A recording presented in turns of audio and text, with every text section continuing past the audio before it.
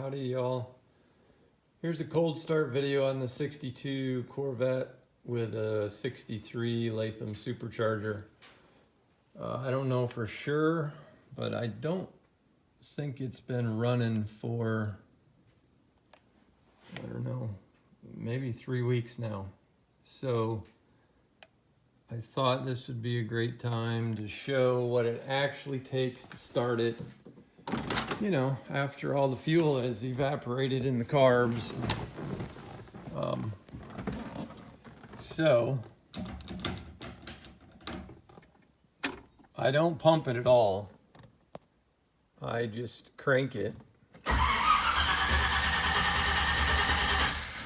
3 or 4 times, and then I pump it about 4 times.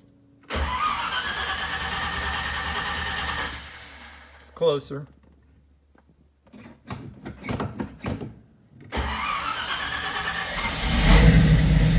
That's what it takes.